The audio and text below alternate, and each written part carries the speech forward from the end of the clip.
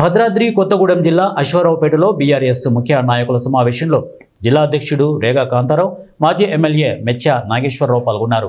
Congress party ఓటమి భయంతోనే ఇప్పటి వరకు స్థానిక సంస్థల ఎన్నికలు నిర్వహించలేదని, ధైర్యం సరిపోకనే సర్పంచ్ ఎన్నికలు మాత్రమే పెడుతున్నారని రేగా కాంతారావు ఎద్దేవా చేశారు.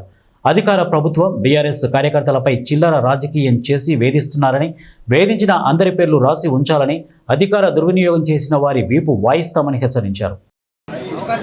11వ తేదీన 2 రోజులు సెప్టెంబర్ రోజున గౌరవ మాజీ మున్సిపల్ శాఖ మంత్రులు బీఆర్ఎస్ పార్టీ కార్యనిర్వాహక అధ్యక్షులైనటువంటి కేటీఆర్ గారి భద్రాద్రి జిల్లా పర్యటన 2 రోజుల పాటు ఉంటుంది.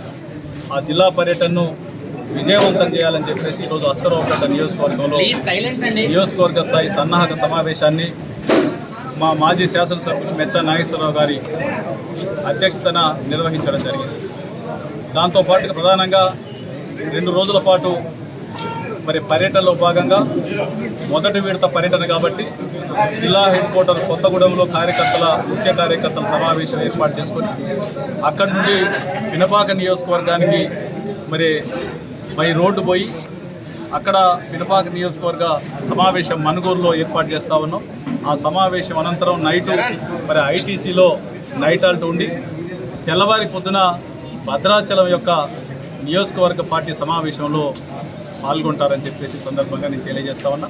ఈ సమావేశాన్ని ఈ పర్యటనను విజయవంతం చేయవలసిందిగా కార్యకర్తలు, నాయకులు, యావత్ జిల్లా వ్యాప్తంగా బీఆర్ఎస్ పార్టీ అభిమానులు, కేసీఆర్ గారి అభిమానులు అందరూ కూడా పాల్గొనాలని చెప్పేసి సందర్భంగా నేను తెలియజేస్తూ ఉన్నాను.